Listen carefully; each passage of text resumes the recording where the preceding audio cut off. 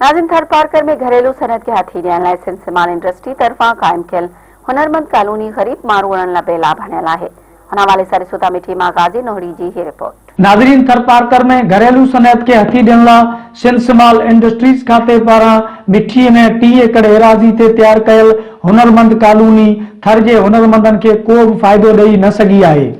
100 दुकाननि ऐं 100 रहायशी क्वार्टरनि ते मुश्तमिल कॉलोनी अंदर ठहियल स्कूल ऐं डिस्पेंसरी जूं इमारतूं पण सार संभाल न थियण करे भॼी भुरी तबाह हाल बणिजी वयूं आहिनि ऐं खेसि कीमती सामान, दुकाननि जा शटर, क्वार्टरनि जा दर ऐं दरियनि समेत पाणी जूं टैंकियूं पण चोरी थी चुकियूं आहिनि। दादा, थरपारकर जे जेके मिस्किन मजदूर माण्हू आ या जेके हुनरमंद माण्हू आ उन्हनि जी भलाई जे लाइ गवर्नमेंट सिंध 2011 में करोड़े रुपयनि जी लागत सां ही जेका स्कीम मंजूर कई, जंहिंमें 100 दुकान आहिनि ऐं 100 जेके रहायशी क्वार्टर आहिनि, स्कूल आहे, अस्पताल आहे, लेकिन इन ते को बि तवजह न ॾिनी वई ऐं न इहा जेका स्कीम मिस्किन मज़दूरनि खे को लाभ ॾेई सघी।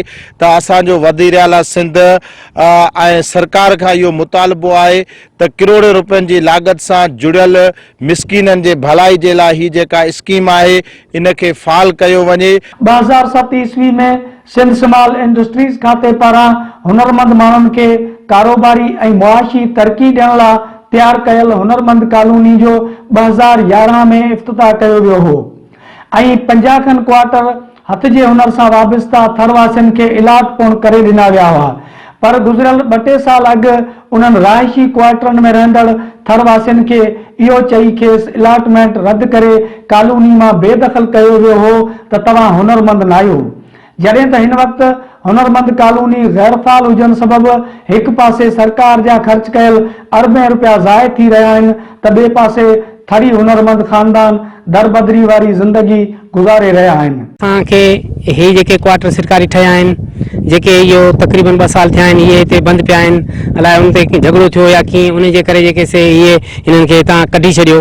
हाणे हीअ जेके से बिल्डिंग आहिनि इहे तमामु नाकारा थी वियूं आहिनि ऐं गवर्नमेंट हज़ारनि रुपया ख़र्च, लखें रुपया, करोड़नि ख़र्च कयो आहे, पर इन जो को बि फ़ाइदो कोन थियो आहे ऐं ग़रीब मिस्किन माण्हुनि खे कढी लॾाए छॾियो आहे ऐं दरबदर आहिनि। महिरबानी करे इहो स्कीम जेका इहा रहाइश कॉलोनी वारी इहा दोबारा बहाल कई वञे, जीअं माण्हू हिते रही इन मां फ़ाइदो हासिल करे सघनि।